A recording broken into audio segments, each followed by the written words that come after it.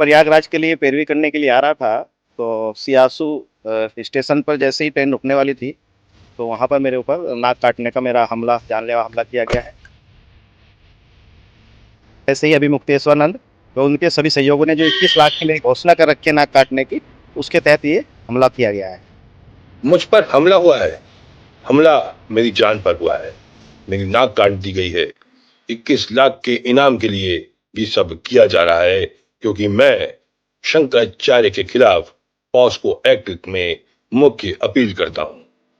जी हाँ, ये कहना है आशुतोष हम ब्रह्मचारी न्याय का। चाहते हैं, इनके खिलाफ कार्रवाई हो और हम पे हमला करा रहा है, हमले पे हमला करा रहा है। अब आप देखिए कितना हमको मारने का प्रयास किया गया।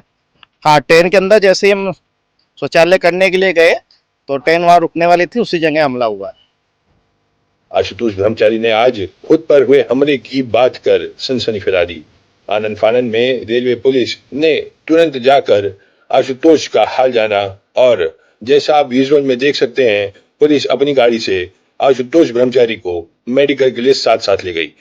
अपने मीडिया को दिए बयान पर आशुतोष ने कहा है कि मुझ पर यह हमला इसीलिए हो रहा है क्योंकि मैंने अभी मुक्तेश्वरानंद के राज खोले हैं। उनके उस घृणित कार्य को सबके सामने लाया है जिसे वो छुपाए फिर रहे थे।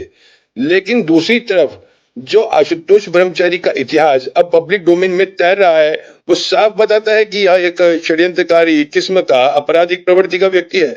20 से भी ज्यादा मामलों में आशुतोष ब्रह्मचारी पर मुकदमे हो चुके हैं। क्या अभी मुक्तेश्वरानंद जी के सहयोगियों ने या सनातन के किसी चाहने वाले ने आशुतोष ब्रह्मचारी पर यह हमला किया है, या फिर आशुतोष ब्रह्मचारी की ये कोई एक नई साजिश है? ये सच है या स्वांग? अपनी राय कमेंट बॉक्स में जरूर दीजिएगा। हमको समाचार में बताया गया है, वो कह रहा है कि बाथरूम में गए तब तक तो ठीक थे, बाथरूम से निकलने के बाद से इनका ये हाल हो गया। तो बाथरूम में जब गए तो ठीक थे, तो बाथरूम से निकलने के बाद उनको किसने मार दिया? ये बनावट है, केवल माहौल बनाने के लिए और सुरक्षा प्राप्त करने के लिए, इससे ज्यादा कुछ नहीं है।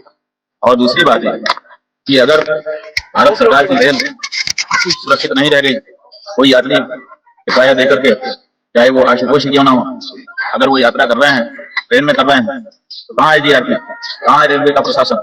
वैसे किसी यात्री के ऊपर हमला हो जाता है, ये तो सुरक्षित जगह मानी जाती है। उन जगहों पर भी अगर किसी के ऊपर सुरक्षा में पीछ हो जाती है, हमला हो जाता है, हो जाता है, वो तो ये तो हमको समझ में नहीं आता है। इसका जवाब रेलवे प्रशासन को देना चाहिए। हमने दो बात बताई। एक हमने बताया कि अटेंडेंट कह रहा है कि बाथरूम जाते अच्छे थे, बाथरूम के ना हो, अकेले ही थे, ऐसे हो गया। दूसरी बात यह है कि रेलवे में तो यात्री सब सुरक्षित रहते हैं, उनकी सुरक्षा की लिए जीआरपी बनी हुई है, पेट्रोलिंग करती रहती है, स्टेशन में नजर रखती है, कोई आदमी ना जाए, रेल के अंदर भी नजर रहती है। बहुत तो सीसीटीवी कैमरे भी कहीं ना कहीं उनके लगे ही रहते होंगे। तो ये रेलवे प्रशासन को जवाब देना है, इसमें हमसे कोई बात नहीं।